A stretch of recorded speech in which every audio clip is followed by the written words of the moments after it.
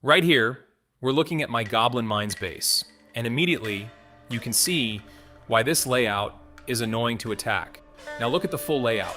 The river cuts the base into sections. The buildings are spread in a way that looks open, but once the troops enter, they don't get a clean path straight into the core. That's the trap. Some attackers will think the bottom side is easy because it looks empty, but once they start pushing in, the defenses from the middle and the left side start punishing them. Here we can see the replay list, and yes, the base eventually gets cleared, but don't miss the important part. This base is not giving free value. Attackers need multiple attempts, and every attack has to work hard just to open the next section. Now this first replay starts from the lower side. The attacker is trying to clean the outside buildings first and create an entry path, but look how slow the push becomes. The troops are not moving smoothly into the base, they're getting pulled sideways, they're wasting seconds, and the damage is still very low. That's a good sign for a defensive layout. If the attacker spends this much time just to break the first layer, the base is already doing its job. The buildings around the entrance are placed to delay the push, while the main defenses stay protected deeper inside. Now the attacker is starting to move closer to the middle, but notice how the core is still standing strong. Even with spells being used, the base is not collapsing fast. The defenses are stacked close enough to support each other, but not too close that everything gets wiped out instantly. Look at that freeze area. The attacker needs to use spells just to survive the pressure in the center.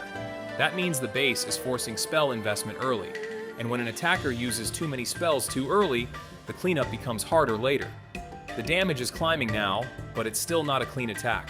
The troops are spread out, some are stuck cleaning trash buildings, and the core is still burning time. This is exactly what you want from a Goblin Mines defense. Make the attack messy, make the pathing awkward, and force the attacker to fight for every percentage. Now we move into the next replay, and the base is already damaged, but look at this. Even after the first attack, there are still dangerous defenses alive. That means the layout didn't just defend once, it preserved enough power to make the next attacker work too. This second attack is pushing into the core, and now we can see heavy pressure around the middle. The attacker is trying to break through with stronger troops, but the base is still slowing everything down. The troops have to cross awkward angles, deal with defenses from multiple sides, and the river makes the movement even more uncomfortable. This is why the base is effective against both ground and air-style attacks. Ground troops don't get a clean straight path, and air troops still have to deal with protected defenses around the center. The base keeps the important damage dealers behind layers, water, and awkward spacing. Now the percentage is going higher, but again, this is not free. The attacker needs more troops, more spells, and more time. That's the difference between a weak base and a strong defensive base.